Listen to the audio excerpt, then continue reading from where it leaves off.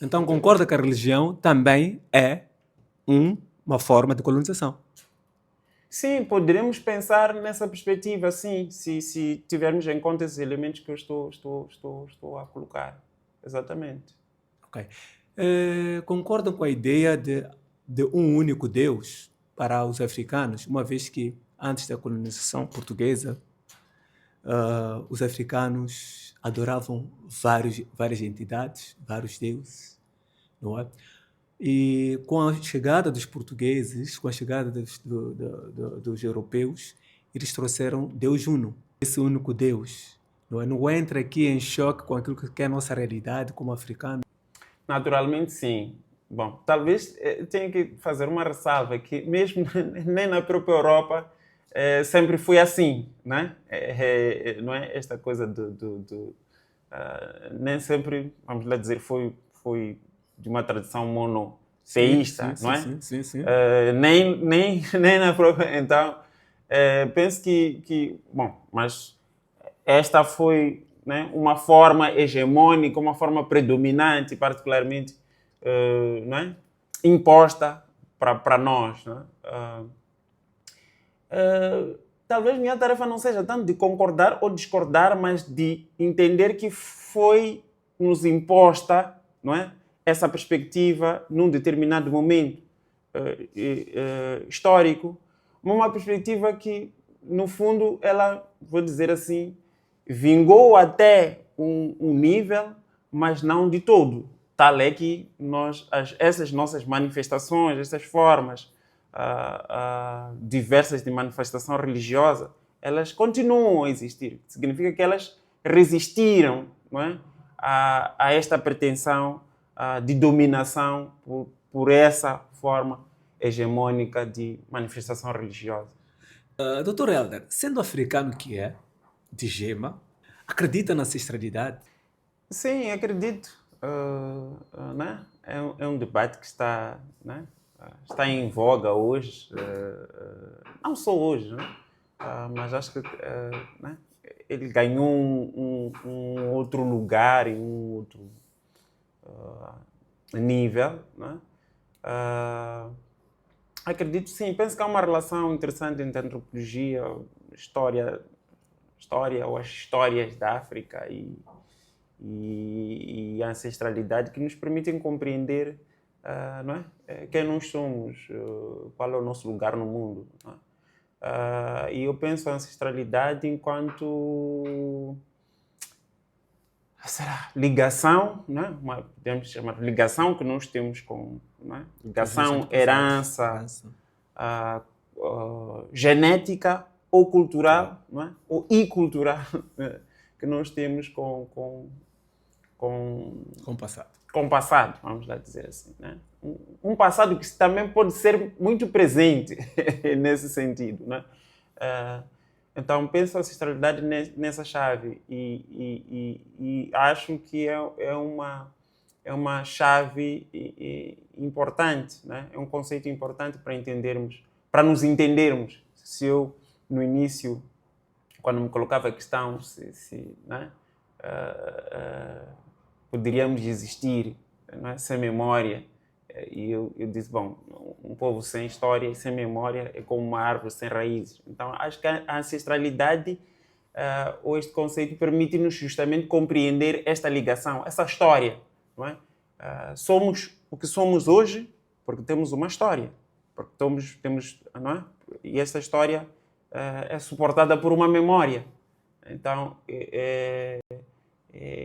diria que o conceito da ancestralidade ou a ideia da ancestralidade permite-nos reconhecer essa nossa história, não é? E dar importância ou relevância que tem para a nossa vida e para aquilo que nós somos, para a nossa constituição enquanto moçambicanos, não é? Africanos, com identidade própria que resulta dessa história, que não é, novamente, uma história única no sentido de com uma única origem, porque os povos africanos, não é? As sociedades africanas, são profundamente marcadas por movimentos, não é? Movimentos migratórios. Não é? Estou a pensar aqui também na expansão banto, por exemplo. Então, é marcada por esses movimentos que constituem a nossa história. Então, nesse sentido, penso que esta ideia tem um lugar importante. Então, de certa forma, comunga que nós estamos ligados com os nossos ancestrais. Sim. E sendo isso, como é que nós podemos valorizar, nos dias de hoje, a diversidade cultural e espiritual? Bom, há várias maneiras. Uma das maneiras é... Como africanos. Sim. Talvez nós próprios resgatarmos nossa própria maneira de contar histórias, né? Eu dizia em algum momento aqui, resgatarmos os caringanas não caringanas, né? As histórias à volta da fogueira como uma forma não é? Própria de contar histórias, de transmitir conhecimento e de reconhecer, não é? As nossas ancestralidades. Mas também de pesquisarmos sobre isso. Aí acho que as universidades jogam um papel fundamental, né? Não só as universidades, as escolas mesmo. E começamos a pensar que, por vezes, nós pensamos que a investigação é algo que se faz ao nível superior, mas talvez tivéssemos que repensar esta ideia, né? E começamos a pensar a investigação a partir do nível básico, né? Que as crianças podem, né? Por exemplo, nas escolas primárias, investigarem sobre suas histórias, né? Quem são elas? De onde é que vieram? Né? O que é que significa o seu apelido, por exemplo? Né? Que são questões que, por vezes, eu, que fui professor ao nível primário né? Hoje estou como professor no ensino superior, às vezes faço esse tipo de questões a estudantes que estão no ensino superior sobre quem são, sobre suas origens, vamos lá dizer, familiares, sobre a história do seu apelido. E muitas das vezes os estudantes têm dificuldade de responder a estas perguntas, vamos lá dizer, não é? Básicas, mas profundas, não é? E que eu penso que recuperar isso seria uma maneira, não é? Vamos lá dizer, de reconhecer, não é? a nossa diversidade cultural e de valorizá-la. E repor a história. De repor ou reconstituir. Restituir a restituição da história. Exatamente. Doutor, o que acha relativamente à aceitação em tempos de hoje? Acha que a sociedade moçambicana, em particular, está preparada para esse resgate, essa comunhão com a ancestralidade, nos tempos em que o evangelho está mais poderoso que o resgate às nossas crenças, aos nossos ancestrais? É uma pergunta interessante. Eu acho que sempre esteve. É uma provocação que estou a fazer. Acho que sempre esteve. Por que eu digo sempre esteve? Porque, novamente, vou resgatar Jean-Marc Ayala quando ele diz que nós temos que ir ao lugar de invenção cotidiana da vida, não é? Onde as pessoas estão. As pessoas, mesmo no contexto colonial, não é? Apesar da violência colonial, as pessoas continuaram, resistiram, não é? Muitas práticas que nós vemos, não é? Ainda hoje resistiram a este período colonial, resistiram no período a uma política pós-independência que, de alguma maneira, era aversa a alguns elementos culturais importantes nossos, não é? E estão aí, não é? Vivas, tão vivas, e a mostrarem-nos o seu poder, né?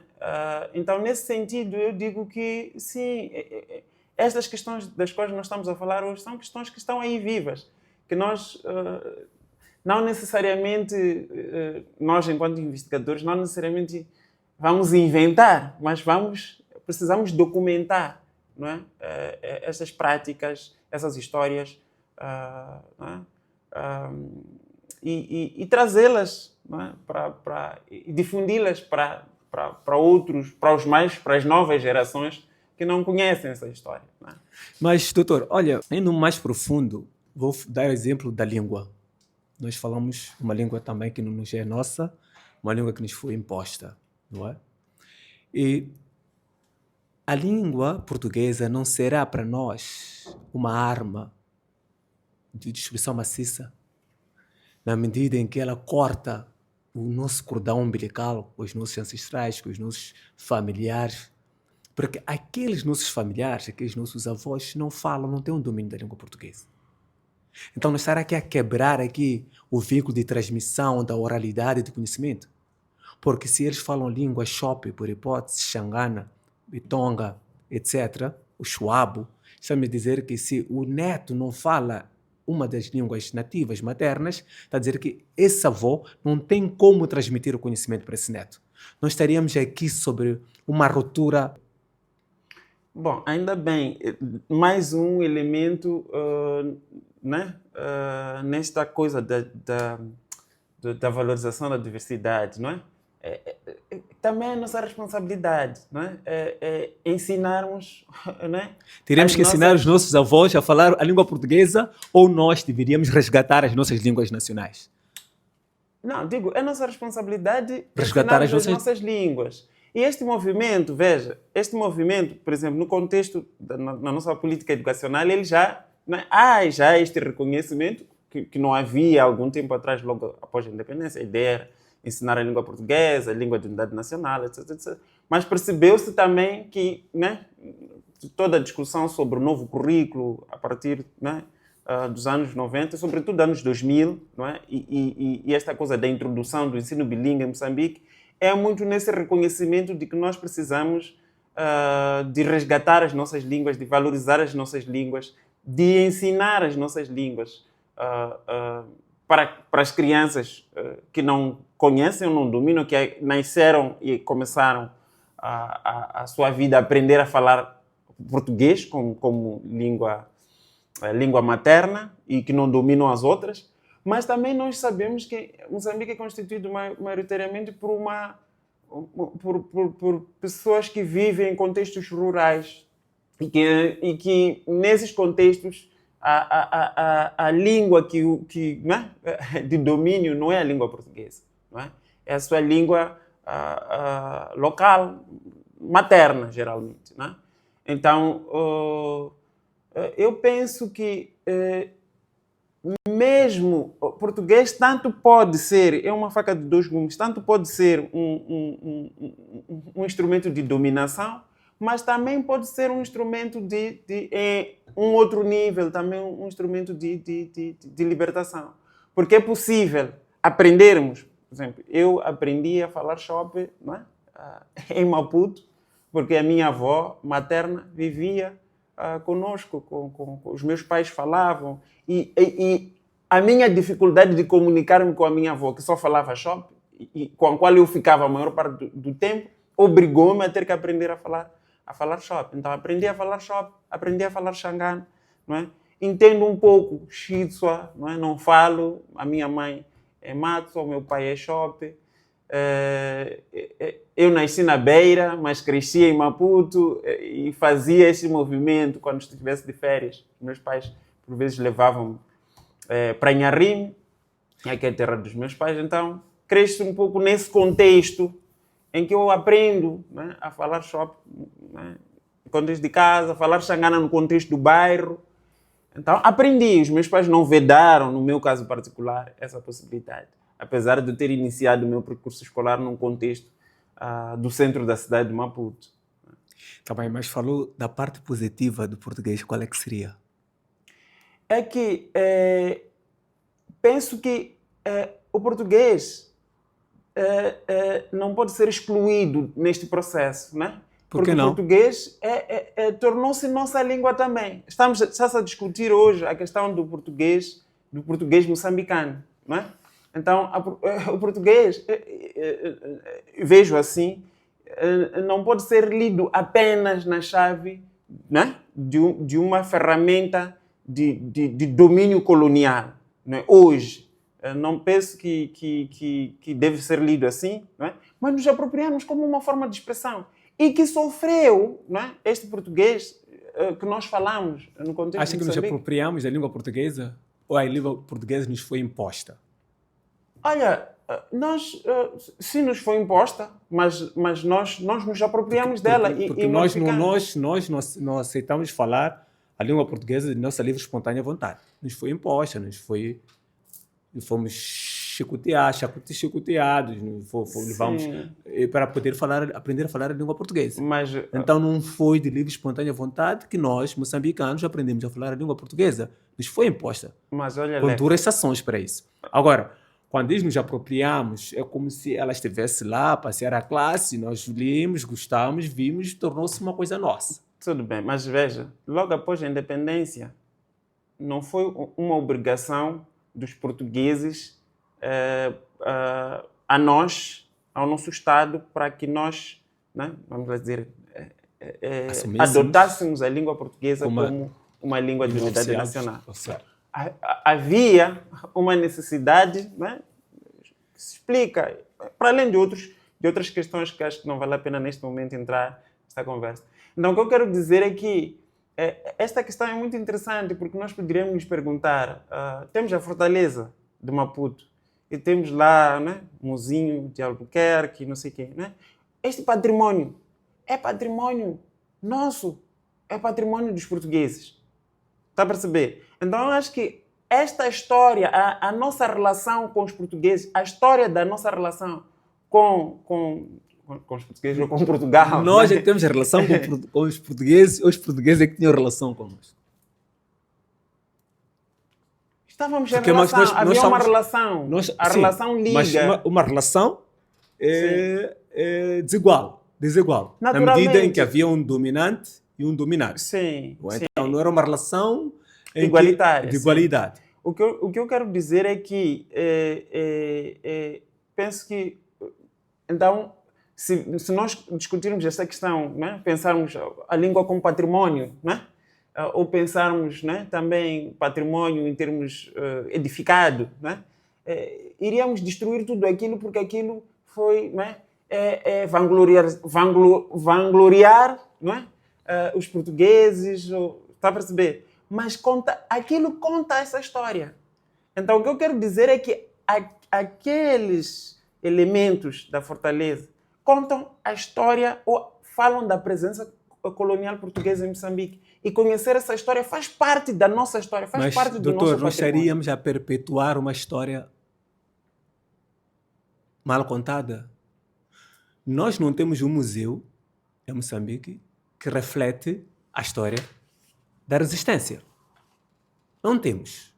Do Rovuma a Maputo, penso eu, a não ser que esteja equivocado, que não temos um museu que vai falar do Matebejane, Zixaxa, vai falar de Gungunhane, um museu que vamos encontrar lá as coisas e dizer este é um museu africano, um museu moçambicano, em que os heróis moçambicanos, parte dos seus ciclos foram depositados aqui.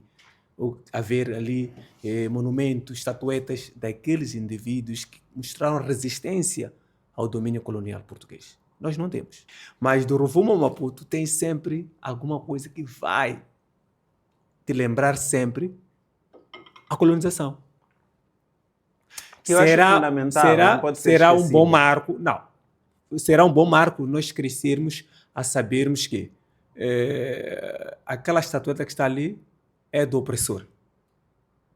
Acho que isso nós E por precisamos que lembrar nós sempre. precisamos preservar a estatueta do opressor? É porque nós não podemos nos esquecer do que significou a colonização para o contexto, para os moçambicanos. Não. E acho que o meu ponto, sabe qual é? É que sim, a gente precisa fazer este outro lado, mas não dizer vamos destruir, não é? Vamos remover a outra parte. Não estou, doutor, nesse percebam sentido que eu não que eu estou a falar falo. de remoção. Exato. Estou a indagar, questionar. Estou apenas a lançar Exatamente. questões. Há necessidade de manter a imagem do opressor? Sim, há para nos lembrarmos do que significou a presença colonial portuguesa em Moçambique. Sim. E essa história nós não podemos esquecer, não podemos querer que ela se repita para outras, não é? Que ela continue, que ela se repita. Eu acho que há. Agora, o que há também, ou o que temos também que fazer, concordo consigo, é resgatarmos o outro lado, não é? As nossas línguas, as nossas histórias. Isso nós temos que fazer para complementar, não é? Para trazermos este outro lado. Agora, nós não podemos... e eu acho que isso nós temos... E é até bom que nós façamos isso, não é? No sentido de nos...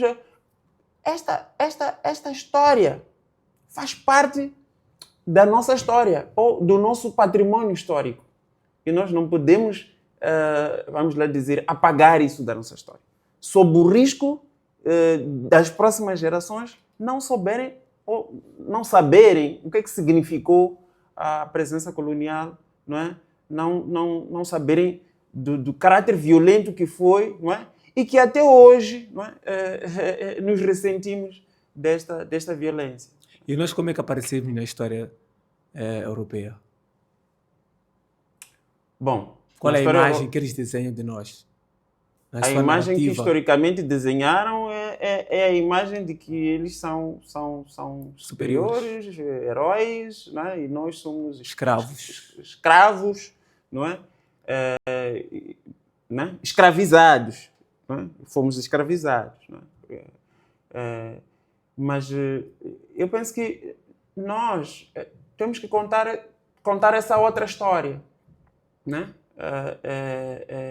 Essa outra história que valoriza a nossa dignidade humana. Não é? Que nós não somos objetos europeus, somos sujeitos que fazem e estão a fazer, não é? Em meio a um contexto muito adverso, não é? E complexo, mas procuram fazer a sua própria história, encontrar os seus próprios caminhos. Não é? E que talvez sempre tenha sido assim, se nós pensarmos nesta perspectiva da resistência. Não é? Nós resistimos sempre a isso. Nós sempre fomos sujeitos da nossa própria história. Não é? Nesse sentido. Apesar da outra parte querer colocar-nos como objetos e aqueles que, digamos assim, acompanham a história. A razão pela qual, num convite muito recente que eu aceitei falar sobre a África e o seu lugar, né? A África e a investigação científica no contexto da inteligência artificial, eu fazia uma provocação, quer dizer, os intelectuais africanos, né? Sobretudo a partir do meados do século XX para cá, têm debatido muito sobre a África como lugar de produção de conhecimento, os africanos como sujeitos de produção de conhecimento, né? E denunciado esta coisificação do africano, objetificação do africano, né? Da visão do africano como aquele que não é capaz de produzir, mesmo a partir das suas próprias línguas. Não é? Gogo Achong vai fazer, não é, também esta provocação de que por que nós não usamos nossas próprias línguas para pensar? Ou Paulo Tunji, não é, que vai falar também sobre isso. Precisamos escrever para quem? Para os europeus. Mesmo quando dizemos que estamos a escrever sobre as nossas próprias histórias. Não é? Em que língua nós escrevemos? Não é? Um pouco na linha da sua provocação. Não é? Precisamos também escrever para nós próprios. E como é que nós fazemos isso? Não é? Acho que há uma tensão aí importante que deve ser colocada na mesa, mas não acho que descartar todo não é? Esta relação nossa não é? com o colonialismo, processos coloniais, seja um caminho viável, do meu ponto de vista. E acho que precisamos manter isso como parte da nossa história, não é? E nos apropriarmos disso, para não esquecermos e não permitirmos que isso volte a acontecer para outras gerações, para nós mesmos, que vemos aí, né, os movimentos atuais né, dos países, né, e o lugar de África, né, no concerto econômico, político, cultural das grandes agendas no plano global. Doutor Hélder, já estamos na reta final do nosso programa. Breves considerações? Quero deixar algumas linhas de pensamento? Bom, acho que já disse muita coisa. Quero agradecer ao convite que o Leco me formulou para falar sobre essas questões. Aceitei-lo na perspectiva de uma provocação de um outro antropólogo que me tem inspirado, que pergunta por que os antropólogos andam longe dos holofotes, né? Aí eu acho que a antropologia tem um papel importante e tem uma palavra a dizer no processo, por exemplo, de construção do Estado, né? Muitas das vezes pensamos que a antropologia restringe-se à discussão sobre questões que são extremamente importantes da ancestralidade, das nossas identidades, mas nunca vinculamos, ou poucas vezes vinculamos isso também a outras dimensões, né? Eu gosto de pensar que a antropologia ela não só discute questões muitas das vezes colocadas como culturais, não é? Mas ela é muito mais ampla, vamos lá dizer, do que isso, no sentido de que ela vai discutir a relação, por exemplo, entre o Estado, a economia, a sociedade, de uma forma geral, não é? E acho que este é o papel da antropologia. A antropologia tem muito mais a dizer sobre nós, sobre os nossos processos atuais, sobre os nossos desafios atuais. E talvez nós também, enquanto antropólogos, tenhamos que sair do nosso lugar de conforto e ocuparmos o nosso lugar, não é? E discutirmos com os nossos pares de outras, não é? De outras áreas, a partir, naturalmente, do nosso lugar, das nossas lentes, mas discutirmos com os cientistas políticos, com os economistas, com os juristas, não é? Sobre a construção, não é? Filósofos sobre a construção de Moçambique que queremos. E nesse sentido, é por isso que aceitei este desafio de vir aqui fazer essa conversa aberta, descontraída, e muito agradeço por isso. Agradecemos nós, doutor Elda, pela vossa presença. Esperamos que tenha gostado e nós também, de certa forma, gostamos de ter estado aqui consigo. Muito obrigado e até a próxima. Muito obrigado. Chegamos ao fim de mais um episódio do Voz da Ancestralidade. Obrigado por terem assistido e esperamos por si nos próximos episódios. Até breve.